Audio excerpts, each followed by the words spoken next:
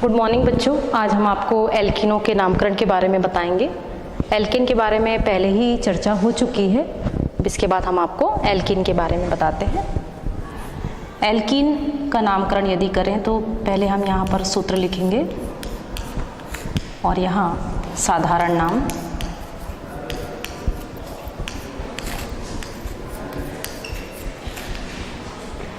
IUPAC नाम।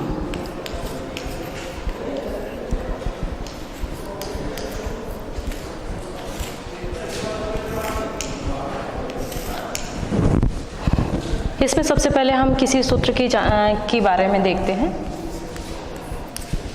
जैसा कि आपको पता है एल्कीन का सामान्य सूत्र है CnH2n, ये इसका सामान्य सूत्र है। सामान्य सूत्र है, इसके आधार पर यदि हम कोई भी सूत्र लें, जैसे मान लीजिए n बराबर 2 है तो C2H2 × 2 C2H4, इसे हम डबल बॉन्ड को दिखाते हुए यदि लें तो इसको हम इस प्रकार लिख सकते हैं CH2 डबल बॉन्ड या द्विबंध CH2। इस प्रकार लिखें तो इसका यदि हम साधारण नाम लें तो कार्बन की संख्या यहाँ पर आपको 2 दिखाई दे रही है। जब कार्बन की संख्या 2 होती है तो उसे हम एथ कहते हैं, और यदि हम इसका साधारण नाम लें तो उसमें इलीन जोड़ दिया जाता है, तो इसका नाम हो जाएगा एथिलीन। इसे हम लिखेंगे एथिलीन।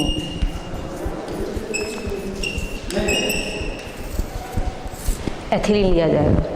और इसे ही यदि हमको इसका IUPAC नामकरण करना है, जैसे मैंने आपको बताया कि किसी भी रसायन का IUPAC नामकरण करना अत्यंत आवश्यक है, ताकि हम किसी भी देश में जाकर उस रसायन को खरीद सकते हैं या किसी भी प्रयोग के रूप में उसका उपयोग किया जा सकता है। तो हम एथिलीन का यदि हम IUPAC नामकरण करें तो यहाँ पर हमें इन जोड़ना पड़ता है। जो भी जनक एल्केन है उसके नाम के साथ आपको ई हटाना है और ई हटा करके उसमें इन जोड़ना है। तो जैसे ही यदि हम इसकी बात करते हैं साधारण नामकरण में, जनक एल्केन की बात करते हैं, तो यदि हम इसे लिखें तो इसमें यदि हम इंग्लिश में अंग्रेजी में लिखते हैं तो इसे हम लिखते हैं इथेन। जनक एल्केन को इथेन लिखते हैं, या इस प्रकार से हम हिंदी में एथेन लिखते हैं। तो इसी एथेन में यदि हम इसका अंग्रेजी वर्ड लिखें तो इसको इथेन लिखा जाता है। तो इथेन में से आपको ई हटाना है। आप जैसे ही ई हटाएंगे और वहाँ पर आपको इन जोड़ना है, तो इन जोड़ने के बाद ये हो जाएगा एथीन। तो यहाँ पर आप ई ना हटा करके डायरेक्ट आप एन हटा दीजिए। तो इसलिए यहाँ पर एन हटा देंगे आप, तो एन हटाने के बाद ये हो जाएगा एथीन। यहाँ पर आपको इन जोड़ देना है। तो जैसे ही आप इन जोड़ेंगे तो इसका नाम हो जाएगा एथीन।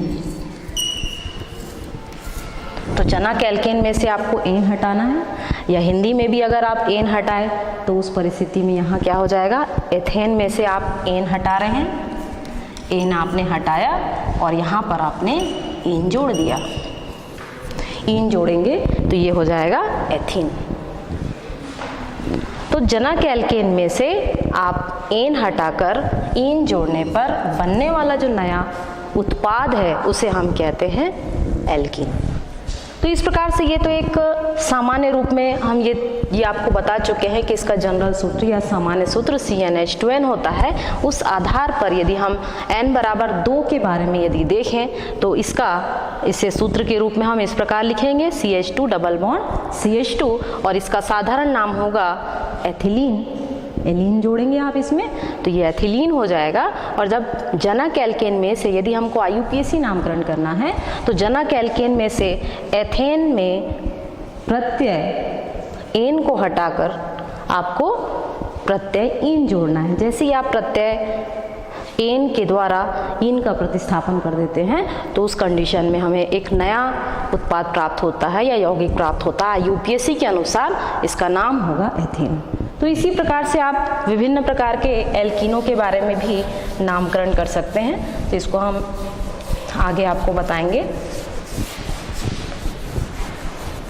जैसे मान लीजिए यहाँ पर हम एक दूसरा सूत्र लिखते हैं CH3 CH द्विबंध CH2, ये एक दूसरा यौगिक है।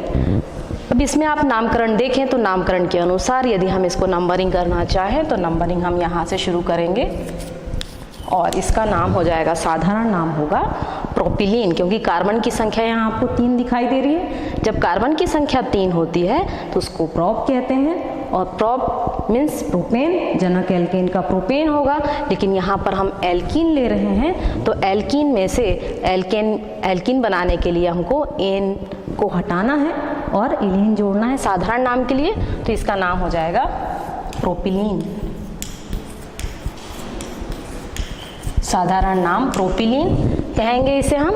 और यदि हम इसका IUPAC नामकरण करें तो IUPAC नामकरण में जैसे मैंने आपको बताया कि उसमें इन जोड़ना है आपको, जनक एल्केन में से इन को हटा करके इन जोड़ेंगे। तो इन जोड़ने के बाद यहाँ पर आपको नंबरिंग का भी बताना है, तो यहाँ होगा 1 प्रोपीन, इसका IUPAC नाम।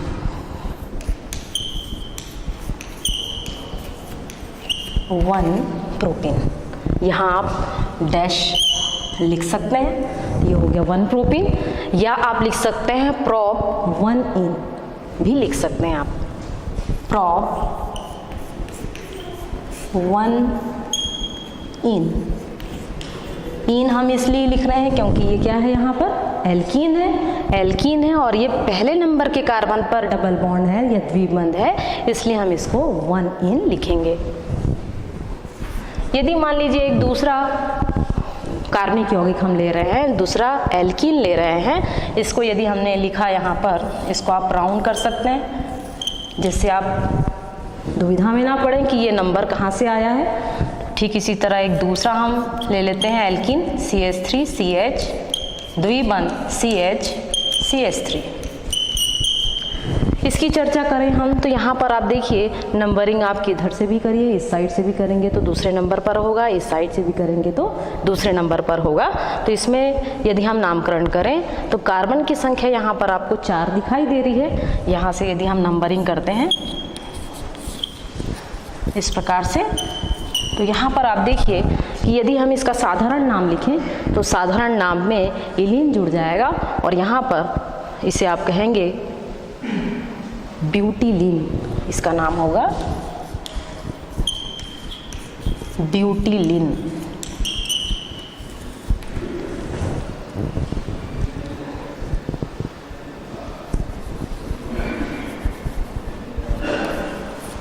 ब्यूटिलीन। और जब IUPAC नामकरण करेंगे तो IUPAC नामकरण में आपको जनक एल्केन के एन को हटा करके इन जोड़ना है और यहाँ पर आपको बताना है कि द्विबंध कौन से नंबर पर। तो यहाँ पर ये नंबरिंग में आप देख रहे हैं कि दूसरे नंबर पर आपको द्विबंध दिखाई दे रहा है, तो इसे आप लिखेंगे 2 ब्यूटीन, इसका नाम होगा 2 ब्यूटीन। 2 ब्यूटीन को आप और किस तरह से लिख सकते हैं, जैसे मैंने आपको पहले बताया है, तो इसे आप लिख सकते हैं ब्यूट 2 इन, ब्यूट 2 इन, इस प्रकार से लिख सकते हैं। यदि ये संख्या इस रूप में है, जैसे मान लीजिए CH3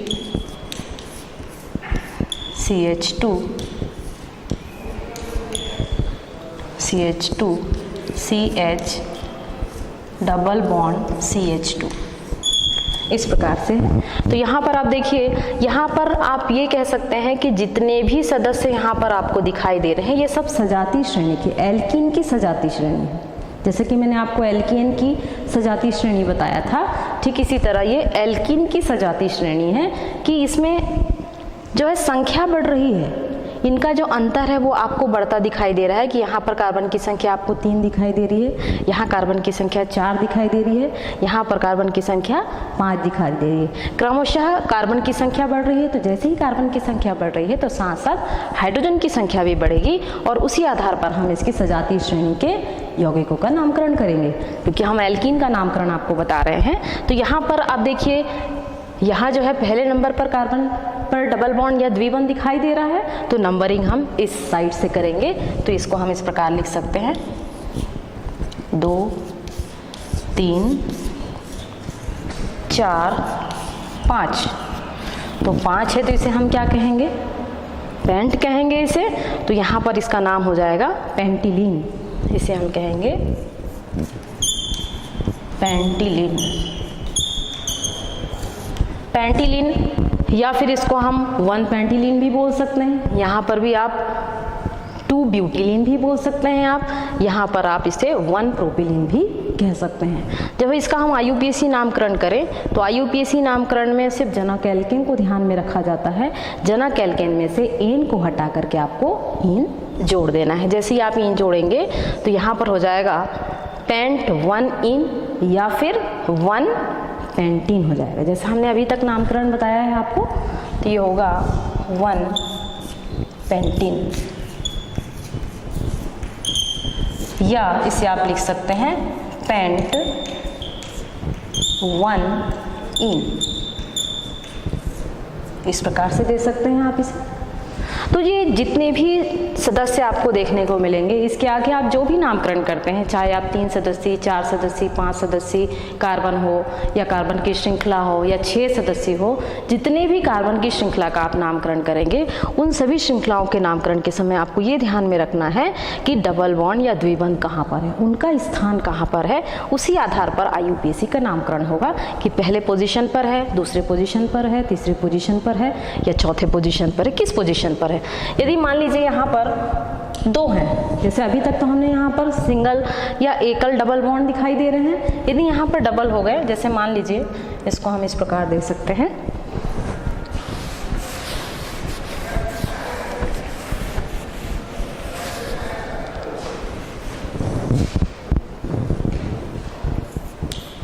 CH3 CH द्विबंध CH CH2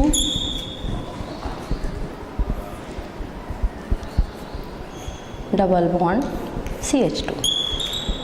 यहाँ आपको दिखाई दे रहा है, यहाँ कार्बन की संख्या आपको कितनी दिखाई दे रही है, 1 2 3 4 और 1 5 दिखाई दे रही है। जैसा यहाँ पर भी 5 सदस्यीय कार्बन की श्रृंखला है और यहाँ पर नंबरिंग यदि हम करना चाहें तो यहाँ से हमको नज़दीक मिल रहा है, तो यहाँ पर हम नंबरिंग यहाँ से शुरू करेंगे, 1 2 3 4 और 5। तो यहाँ पर आप देखेंगे कि यहाँ जो है पहले नंबर पर और तीसरे नंबर पर द्विबंध दिखाई दे रहा है। तो यहाँ पर जैसे मैंने आपको बताया, यदि डबल बॉन्ड 2 या 3 है तो उसको आप डाई, ट्राई, टेट्रा इस टाइप से नामकरण कर सकते हैं। तो इसका आप नाम लिख सकते हैं 1 3 ट्राई, या आप लिख सकते हैं इसका साधारण नाम लिखेंगे 1 3 ट्राई। ट्राई क्या लिखेंगे, या डाई, ट्राई नहीं होगा, डाई होगा, डाई पेंटिलीन। कार्बन की संख्या यहाँ पर आपको क्या दिखाई दे रही है, 5 दिखाई दे रही है, इसलिए आप इसे पेंटिलीन कहेंगे, 1 3 डाई पेंटिलीन कहेंगे इसे। और जब हम IUPAC का नामकरण करें तो IUPAC का नामकरण करने के लिए इसको आप यहाँ एरो दे सकते हैं, क्योंकि यहाँ पर ये साधारण नाम है। और जब हम IUPAC नामकरण करें तो इसे हम लिखेंगे पेंट 1 3 डाई इन, पेंट 1 3 डाई इन, क्योंकि पहले और तीसरे नंबर के कार्बन पर आपको द्विबंध दिखाई दे रहा है। तो इस प्रकार से आप इस समूह के जितने भी सदस्य, अगर यहाँ पर द्विबंध दिखाई दे रहा है, हो सकता है त्रिबंध हो। यदि त्रिबंध हो तो यहाँ पर कार्बन की श्रृंखला बढ़ जाएगी, और कार्बन की श्रृंखला बढ़ेगी तो यहाँ पर हेक्स भी हो सकता है, हेप्ट भी हो सकता है। उसकी संख्या के आधार पर है, आपको जो 1 से 10 तक मालूम है कि कार्बन की संख्या अगर इतनी होती है तो उसका नामकरण हम किस प्रकार करेंगे। तो ये हो गया आपका एल्कीनों का नामकरण। नेक्स्ट है एल्काइन का नामकरण।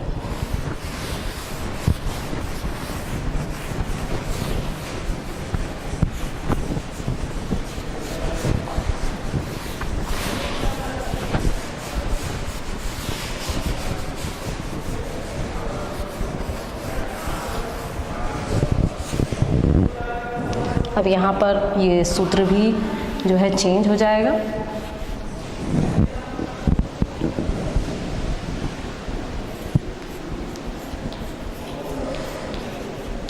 एल्काइन का सूत्र,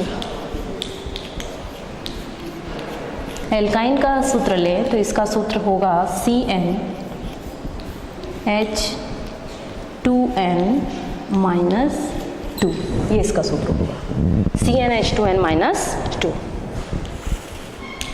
अब इसमें कोई भी सूत्र हम ले लेते हैं, कोई भी सूत्र लें, जैसे मान लीजिए हमने यहाँ लिया HC3,1CH, सबसे पहला सदस्य है ये एसिटिलीन का, ये एल्काइन का सबसे पहला सदस्य है।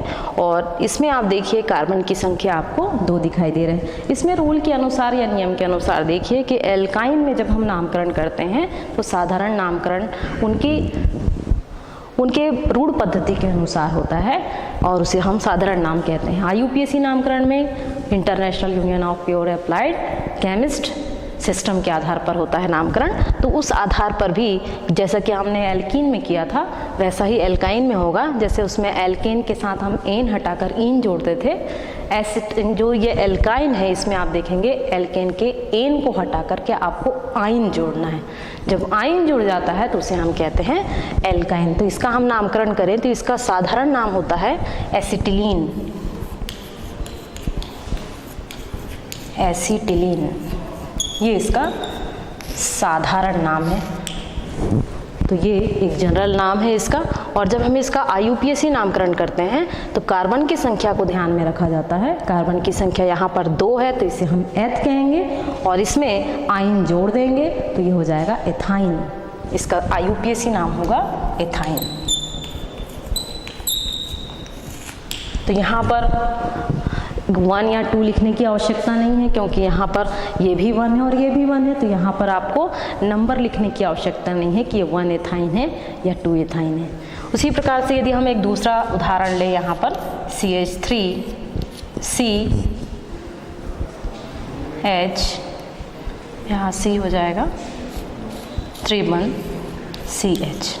इस प्रकार से यदि इस यौगिक का, यदि इस एल्काइन के सजातीय श्रेणी का ये दूसरा सदस्य है, इस दूसरे सदस्य का यदि हम नामकरण करें तो इस नामकरण में ये देखा जाता है कि इसका नाम हो जाता है,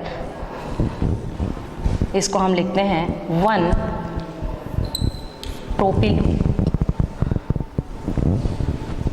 प्रोपिटिलीन।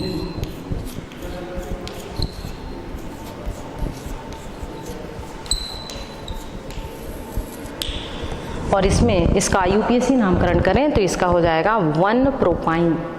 इसे हम लिखेंगे 1 प्रोपाइन।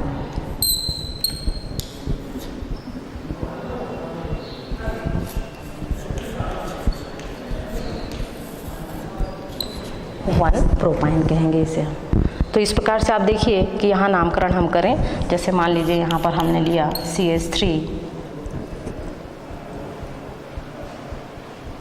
CH या C ही लेते हैं यहाँ पर CH2 C triple bond CH।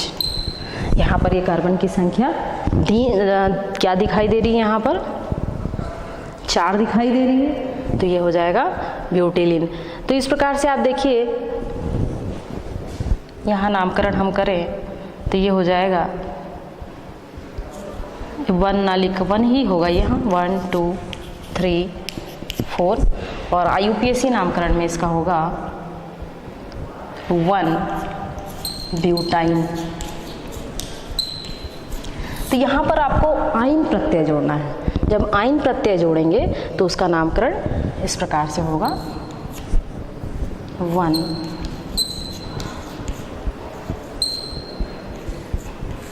Butyne या ब्यूटाइलिन, ब्यूटाइलिन बोल सकते हैं इसे, ब्यूटाइलिन।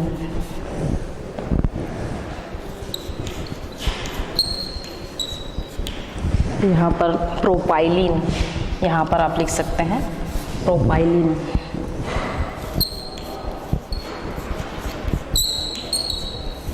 इस प्रकार से तो यहाँ पर आप जितने भी सदस्य होंगे उनका इस प्रकार से आपको नामकरण करना है। इसे आप नोट कर लीजिए।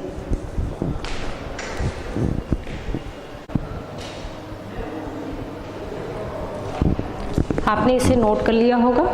अब इसके हम आगे बताएंगे आपको। यदि यहाँ पर जैसे कि त्रिबंध यहाँ पर आपको एक ही दिखाई दे रहा है सभी सदस्यों में, यदि हम यहाँ पर त्रिबंध डबल कर दें तो यहाँ इस प्रकार से होगा CH3, जैसे यहाँ CH2 ले लेते हैं, CH triple bond C,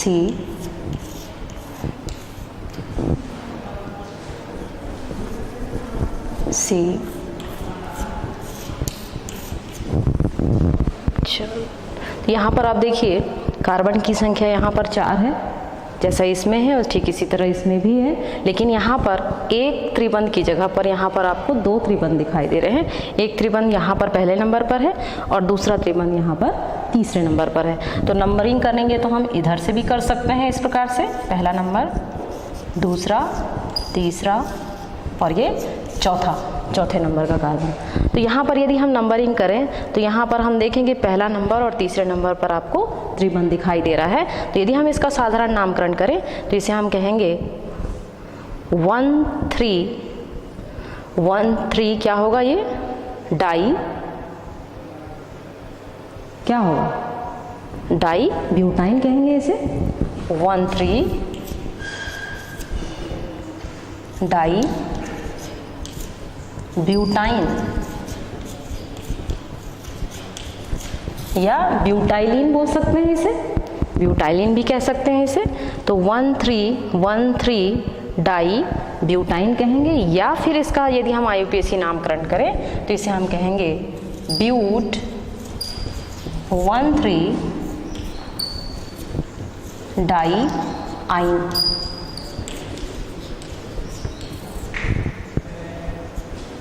die ion कहेंगे इसे। ब्यूट मतलब यहाँ कार्बन की संख्या 4 है इसलिए इसे ब्यूट कहेंगे। तो ब्यूट 1,3 डाई आइन। आइन का मतलब है जब हम एसिटिलीन का नामकरण करते हैं या एल्काइन का नामकरण करते हैं तो वहाँ हमको प्रत्यय के रूप में आइन जोड़ना पड़ता है। प्रत्यय के बारे में तो सभी जानते हो। प्रत्यय का मतलब किसी भी शब्द के अंत में जो भी लगता है उसे हम प्रत्यय कहते हैं। यदि शब्द के शुरू में लगता है तो उसे हम उपसर्ग कहते हैं। तो इस प्रकार से यहाँ पर हम प्रत्यय लगा रहे हैं, और यदि एल्काइन है तो यहाँ पर प्रत्यय आइन जोड़ा जाता है, और यदि एल्कीन है तो प्रत्यय यहाँ पर हम इन जोड़ते हैं। तो इस प्रकार से आप देखेंगे कि ये एल्काइन का नामकरण हो गया। नेक्स्ट है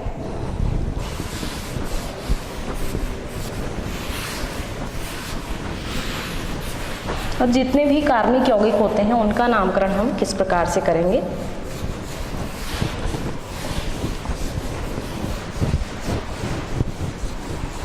एल्केन का नामकरण हम पहले ही बता चुके हैं आपको।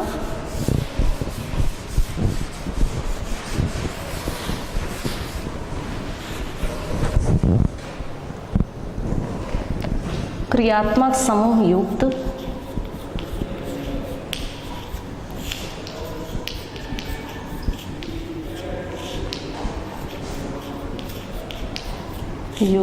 कार्बनिक यौगिकों का नामकरण।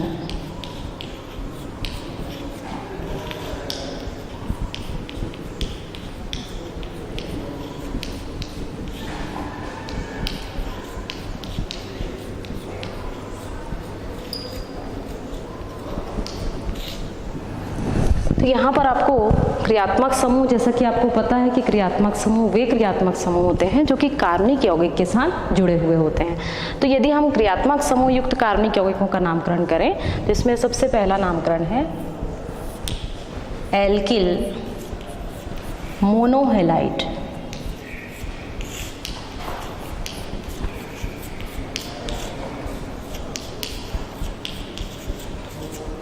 एल्किल मोनोहेलाइड।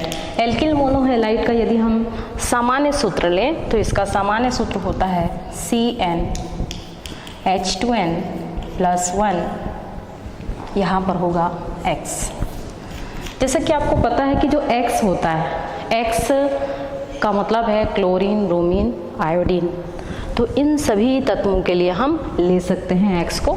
तो आप यहाँ पर Cl भी ले सकते हैं और ब्रोमीन भी ले सकते हैं, या फिर आप आयोडीन भी ले सकते हैं। तो जब ये इसके साथ जुड़ेगा, किसी भी एल्किल समूह के साथ जैसे ही ये हैलाइड समूह जुड़ता है, हैलोजन समूह जुड़ता है, इसे हम हैलोजन समूह कहते हैं, ये जुड़ रहा है तो वो हैलाइड बन जाता है। तो इसीलिए हम यहाँ लिखते हैं एल्किल मोनोहैलाइड। मोनो इसलिए लिख रहे हैं जब एक ही हैलोजन समूह जुड़ता है तो उसे हम कहते हैं मोनो। तो एल्किल समूह के साथ जब हैलाइड जुड़ता है तो इसको हम लिखते हैं RX। R का मतलब है एल्किल समूह और X का मतलब है हैलोजन समूह। तो एल्किल मूलक के साथ जैसे ही हैलोजन समूह जुड़ता है तो हो जाता है एल्किल मोनोहैलाइड। एक जुड़ रहा है क्योंकि हम मोनोहैलाइड के बारे में आपको बता रहे हैं, तो एल्किल मोनोहैलाइड होगा। जैसे मान लीजिए हम यहाँ ले रहे हैं CH3Cl, CH3Cl। यदि इसका हमको निर्माण करना है तो इसके निर्माण के लिए सबसे पहले हम कोई भी जनक एल्केन लेंगे, चाहे हम एल्केन में मेथेन लें, एथेन लें, प्रोपेन लें, ब्यूटेन लें, कोई सभी एल्किल समूह लें। जैसे मान लीजिए हम मेथिल क्लोराइड बना रहे हैं तो यहाँ हम लेंगे मीथेन। ये जानते ही हो आप, CH4 मीथेन होता है और इसमें से एक हाइड्रोजन का प्रतिस्थापन करेंगे हम। जैसे ही हम एक हाइड्रोजन का प्रतिस्थापन एक क्लोरो समूह के द्वारा करते हैं तो ये बन जाएगा CH3Cl। CH3Cl बन चुका है। अब इसका यदि हम साधारण नामकरण करते हैं तो नामकरण बिल्कुल साधारण होता है। इसे हम लिखेंगे CH3, जैसे ये मेथेन है, मेथेन में से एन हट गया और इल जुड़ गया तो ये हो गया मेथिल। और Cl को हम क्लोराइड बोलते हैं क्योंकि यहाँ पर एल्किल समूह के साथ जोड़ने के बाद वो हैलाइड हो जाता है और हैलाइड हो रहा है मतलब ये होगा क्लोरीन नहीं होगा बल्कि क्लोराइड हो जाएगा। तो इसका नाम होगा साधारण नाम मेथिल क्लोराइड।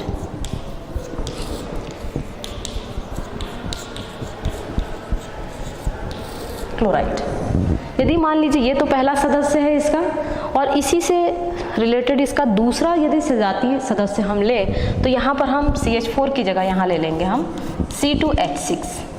C2H6 मेथेन के बाद होता है एथेन। तो एथेन का यदि हम एथिल क्लोराइड बनाते हैं तो उस परिस्थिति में यहाँ से भी हम एक हाइड्रोजन का प्रतिस्थापन एक क्लोरो समूह के द्वारा यदि करें तो उस परिस्थिति में ये बन जाएगा C2H5Cl। यहाँ पर आप Cl की जगह पर Br भी लिख सकते हैं। यदि यहाँ Br लिखते हैं तो उसका नाम क्या हो जाएगा, मेथिल ब्रोमाइड हो जाएगा। यदि आयोडीन लेते हैं तो मेथिल आयोडाइड हो जाता है। जो भी आप हैलोजन समूह लेते हैं उस आधार पर यहाँ पर हम साधारण नामकरण करेंगे। तो यहाँ पर एथेन से क्या बन जाएगा, एथिल बन जाएगा। तो यहाँ एथेन से एथिल बन रहा है तो ये जब एल्किल समूह क्लोरीन के साथ मिलता है तो ये बन जाएगा एथिल क्लोराइड। इसका साधारण नाम होगा एथिल क्लोराइड।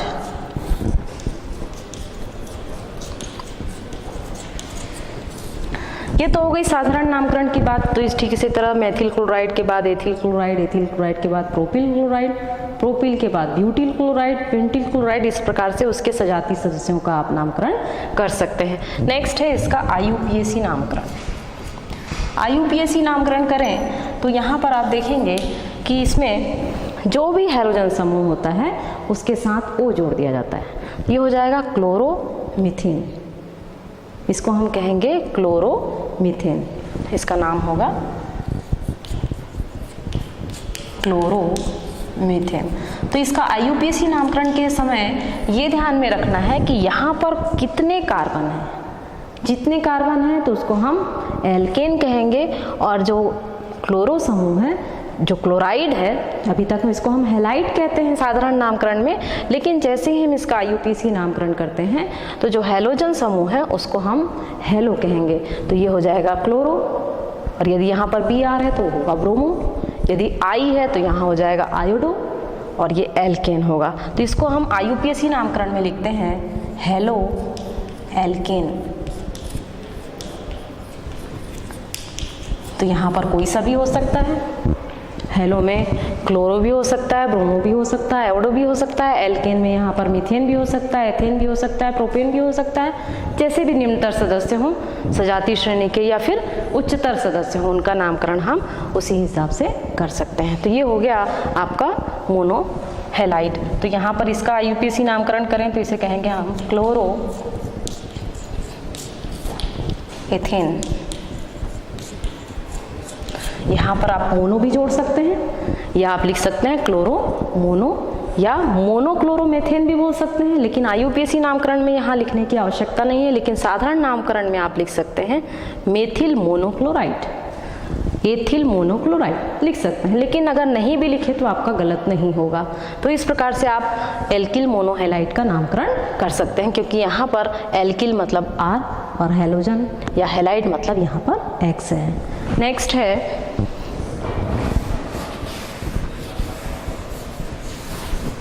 दूसरा नामकरण है एल्किल डाईहैलोजन।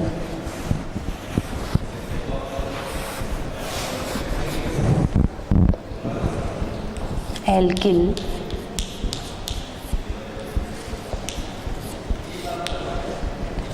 डाई हैलोजन व्युत्पन्न।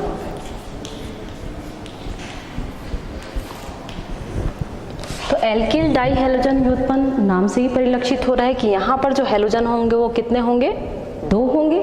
जैसे पहले हमने यहाँ पर मोनो लिखा था, वैसे यहाँ पर डाई होगा। लेकिन जब इसका हम नामकरण करेंगे तो नामकरण के लिए हमेशा ये ध्यान में रखना है कि जो भी एल्केन आपको लेना है वो 2 लेना है आपको। तो यहाँ पर हम 2 एल्केन लेंगे। जैसे मान लीजिए हमने यहाँ पर CH4 लिया है, तो 2 CH4 यदि हम ले रहे हैं, यहाँ पर यदि हम 2 CH4 ले रहे हैं तो यहाँ से हमको 2 क्लोरो समूह इसके साथ जोड़ना चाहिए। इसके साथ इसकी क्रिया हो रही है और इसमें से 2 हाइड्रोजन निकल रहे हैं, तो -2H निकलेंगे। तो और यहाँ पर कितने जुड़ जाएंगे, कितने जुड़ेंगे इसमें, क्योंकि यहाँ पर हमको एल्किल बनाना है, तो एल्किल बनाने के लिए पहले क्या करना पड़ेगा, मेथिल बनाना पड़ेगा। तो मेथिल बनाएंगे तो ये क्या बनेगा, यहाँ पर यदि मान लीजिए इसको हम डायरेक्ट मेथिल समूह जोड़ते हैं तो ये हो जाएगा 2CH3 होगा। अब ये जो 2CH3 है, यहाँ पर हमने 2CH3 लिया और ये 2CH3 में आप 2 हाइड्रोजन और माइनस कर दीजिए और 2 क्लोरो समूह इसमें जोड़ दीजिए। जब 2 क्लोरो समूह जोड़ेंगे तो ये इसके साथ अटैच हो जाएगा, जुड़ जाएगा और ये बनाएगा CH2Cl।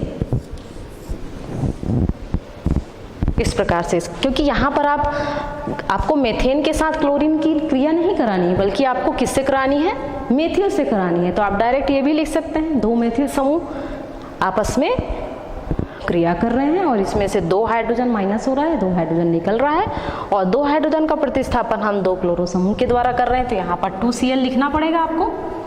यहाँ आप 2Cl लिखेंगे और जैसे आप 2Cl लिखेंगे तो 2 हाइड्रोजन यहाँ से निकल जाएंगे, तो एक हाइड्रोजन ऊपर वाले मैथिल समूह से, दूसरा हाइड्रोजन दूसरे मैथिल समूह से निकलेगा और ये बन जाएगा CH2 और ये होगा Cl। तो यहाँ पर जब हम इसका साधारण नामकरण करेंगे तो इसे कहेंगे हम एथिलीन डाइक्लोराइड। इसका साधारण नाम होगा एथिलीन या एथिलीडीन डाइक्लोराइड।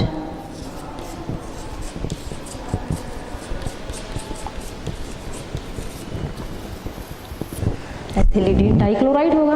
और जब इसका हम IUPAC नामकरण करेंगे तो आपको ये मान के चलना है ये फर्स्ट पार्ट है, यह पहला भाग है और दूसरा भाग है। तो इसको आप नंबर 1 डाल सकते हैं और इसे आप नंबर 2 डाल सकते हैं। तो इसे आप लिखेंगे, यहाँ पर कार्बन की संख्या की 1 और 2 कितनी हो गई, 2 हो गई। तो 2 है मतलब इसको हम एथेन कह सकते हैं। तो यहाँ पर आप इसे कहेंगे 1,2 IUPAC नामकरण के लिए 1,2 dichloro ethane, 1,2 dichloro ethane, ethane लिखा जाएगा।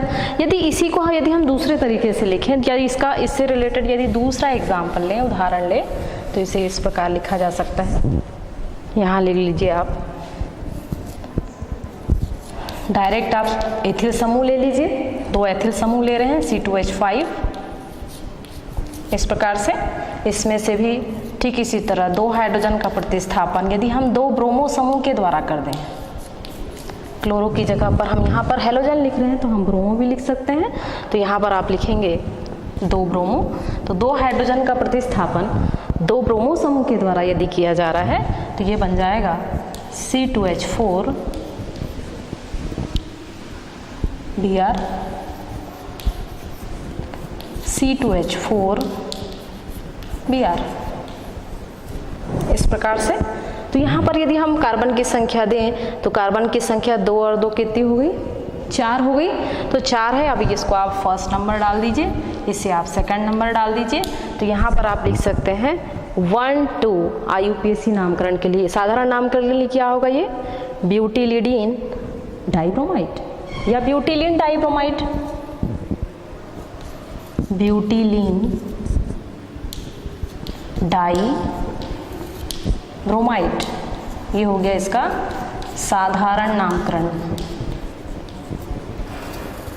IUPAC नामकरण के लिए यहाँ लिखेंगे आप 1 2 डाइब्रोमो, क्या हो गया ये, ब्यूटेन, एथेन नहीं रहा बल्कि ये ब्यूटेन हो गया क्योंकि कार्बन की संख्या 2 और 2 4 है।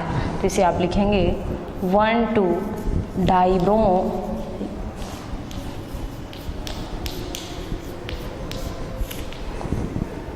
ब्यूटेन। इस प्रकार से आप लिखेंगे इसे। तो यहाँ पर आप कोई सभी एल्किल समूह लें, चाहे आप मेथिल समूह लें, एथिल समूह लें, चाहे प्रोपिल समूह लें, तो जैसा भी आप नाम लेते हैं उस आधार पर उसका नामकरण आपको करना है, साधारण नामकरण के रूप में या फिर IUPAC नामकरण के रूप में। नेक्स्ट है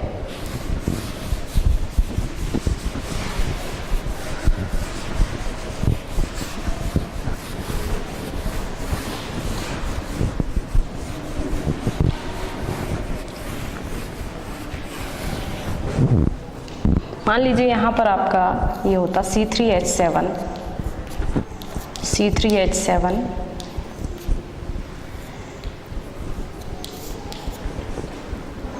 -2H प्लस 2I, या I2 भी लिख सकते हैं, 2I या I2 लिख सकते हैं यहाँ पर। तो ये हो जाएगा C3H6I C3H6I, डैश लिखने की ज़रूरत नहीं है। इस प्रकार से। तो इसका हम साधारण नामकरण करें तो यहाँ नामकरण क्या होगा, इसे हम क्या कहेंगे साधारण नाम में, हेक्सिलिडीन आयोडाइड, क्योंकि यहाँ कार्बन की संख्या 3 और 3 6 है। तो ये हो जाएगा हेक्सिलीन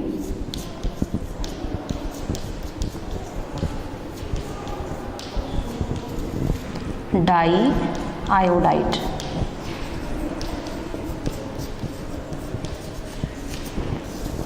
और IUPAC नामकरण करेंगे तो इसे हम कहेंगे डाई आयोडो हेक्सेन,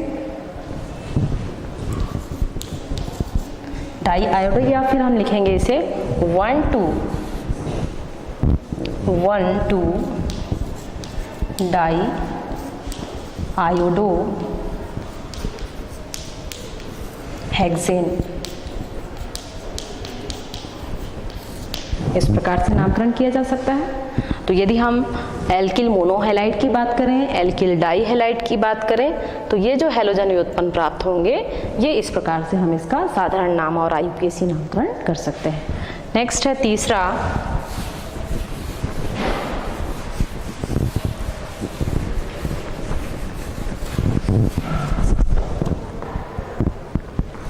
तीसरा है एल्किल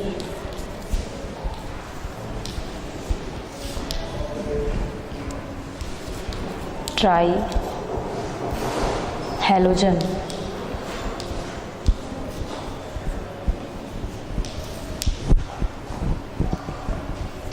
व्युत्पन्न या टेट्रा हैलोजन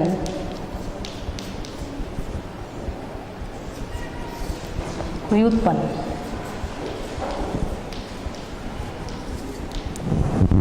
यदि हम ट्राई हैलोजन की बात कर रहे हैं तो ट्राई हैलोजन में आप इस प्रकार से लिख सकते हैं CHI3 CHI3 लिखें और CHI3 लिखें या CHBr3 लिखें, इस प्रकार से।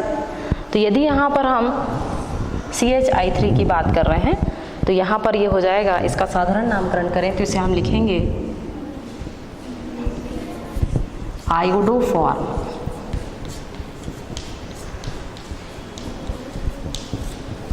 आयोडोफॉर्म यहाँ पर हो जाएगा ब्रोमोफॉर्म।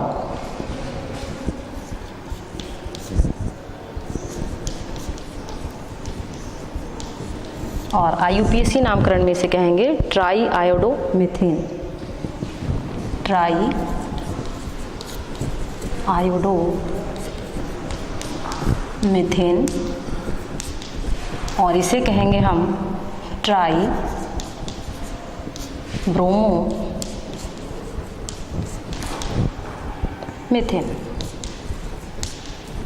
तो इस प्रकार आपने देखा कि एल्किल मोनोहैलोजन उत्पन्न हो, एल्किल डाइहैलोजन उत्पन्न हो, एल्किल ट्राइहैलोजन उत्पन्न हो, इनके नामकरण के साधारण नामकरण और IUPAC नामकरण को हम इस प्रकार समझा सकते हैं।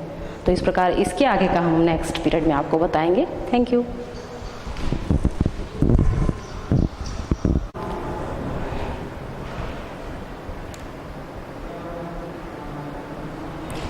गुड मॉर्निंग बच्चों, हमने 11वें चैप्टर में आपको बताया था, एथिलीन ग्लाइकॉल की स्ट्रक्चर हमने बताई थी। हमने लिखा था CH2OH, CH2OH, और इसे हमने लिखा था 1,2-डाईहाइड्रोक्सी एथेन, 1,2-डाईहाइड्रोक्सी एथेन लिखा था, जो कि गलत है। तो इसे आप 1,2-डाईहाइड्रोक्सी एथेन नहीं लिखेंगे, बल्कि इसे क्या लिखेंगे आप, 1,2-डाईऑल।